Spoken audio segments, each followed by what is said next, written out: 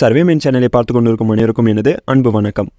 கிராமத்தில் ஒருத்தர் இருக்கார். அவருக்கு எப்பெல்லாம் பசி வருதோ அப்பெல்லாம் யாரோ ஒருத்தர்கிட்ட போய் கேட்டு வாங்கி சாப்பிட்ற பழக்கம் தான் அவருக்கு இருக்குது.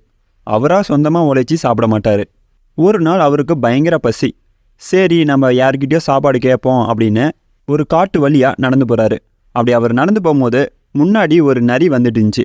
அந்த நரிக்கு 2 கால்கள் இல்லை.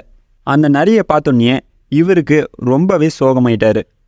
பாவம், அந்த நரிக்கு 2 கால்கள் இல்லையே, கால்கள் இல்லாமல் ரொம்ப கஷ்டப்படுது அப்படின்னு வருத்தப்படுறாரு. உடனே அந்த இடத்துல ஒரு சிங்கம் ஒன்று வருது. அந்த சிங்கம் அந்த நரியை நோக்கி தான் வருது.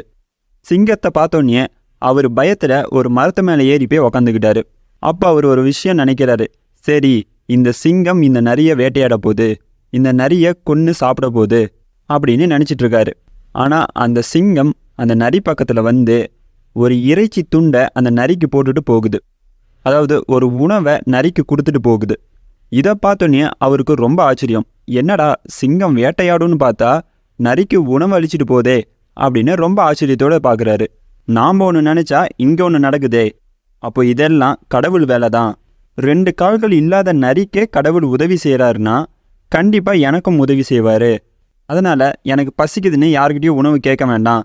கடவுளே ஒரு பிளான் வச்சுருப்பாரு, எனக்கு கண்டிப்பாக உதவுவார், ஏதோ ஒரு வகையில் எனக்கு உணவை கொடுத்துருவாரு அப்படின்னு கடவுள் மேலே நம்பிக்கை வச்சு அதே காட்டுக்குள்ளே 4 நாளாக இருக்கார். கண்டிப்பாக கடவுள் எனக்கு உதவுவார், ஏதோ ஒரு வகையில் எனக்கு சாப்பாடு கொடுத்துருவாரு அப்படின்னு எதுவுமே சாப்பிடாம 4 நாள் அப்படியே காட்டுக்குள்ளேயே இருக்கார். 5ஆவது நாள் அவர் இறந்தும் போயிடுறாரு.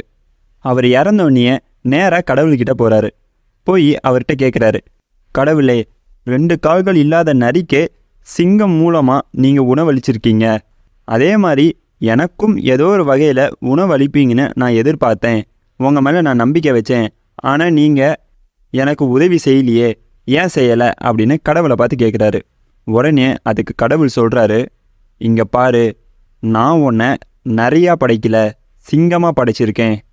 உனக்கு நான் கொடுத்த ரோல் உனக்கு புரியல, அதனால் என் மேலே தப்பில்லை, உன் மேலே தான் தப்பு அப்படின்னு சொல்கிறாரு. இந்த கதை மூலமாக அவங்க சொல்ல வர்றது, நாம் எல்லாருமே சிங்கம் தான்.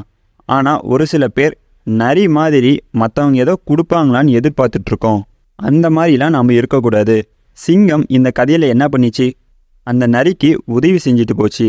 அதே மாதிரி தான் நாம்ளும் நம்மளால் முடிஞ்ச உதவியை மற்றவங்களுக்கு செய்யணும். நாம் சிங்கம் மாதிரி மற்றவங்களுக்கு கொடுத்து உதவணும். நரி மாதிரி யாரோ நமக்கு ஏதோ கொடுப்பாங்களா அப்படின்னு எதிர்பார்த்துட்டு இருக்கக்கூடாது அப்படின்னு இந்த கதை மூலமாக அவங்க நமக்கு சொல்கிறாங்க. இந்த கதை பற்றி நீங்கள் என்ன நினைக்கிறீங்கன்னு கீழே கமெண்ட் பாக்ஸில் கமெண்ட் பண்ணுங்கள்.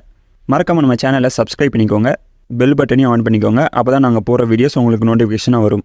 மீண்டும் மற்றொரு காணொளி சந்திப்போம். இது உங்கள் சர்வே மெயின் சேனல். நன்றி, வணக்கம்.